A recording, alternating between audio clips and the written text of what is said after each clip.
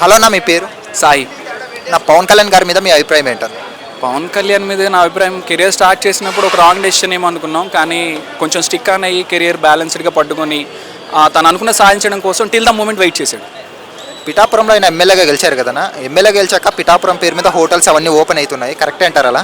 అది publicity stunts, కానీ అది ఎగ్జాక్ట్గా వర్తబుల్ కాదు. యాక్చువల్గా ఏంటంటే ఇంప్లిమెంటేషన్స్ అనేవి అక్కడ కనపడితే ప్రజలే మాట్లాడతారు. డిప్యూటీ సీఎం అయినాక ఆయన వర్కింగ్ స్టైల్ ఎలా అనిపిస్తుంది అన్న? డిప్యూటీ సీఎం అయిన తర్వాత ఇనిషియల్ డేస్ ఆయన వర్కింగ్ స్టైల్ అంతా బాగుంది. సో దీన్ని ఎలా కంటిన్యూ చేస్తారు, ఎలా బ్యాలెన్స్ చేస్తారు అనేది చూడాలి.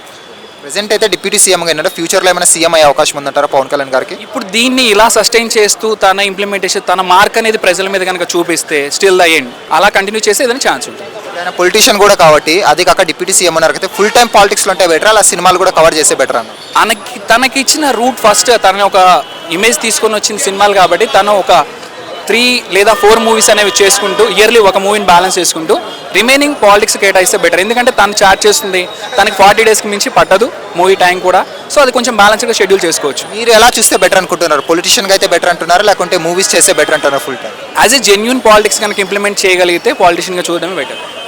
ఒక్క మాటలో పవన్ కళ్యాణ్ గారి గురించి చెప్పాలంటే ఏం చెప్తారు? He is like ultimate. Thanks sir. Thank you.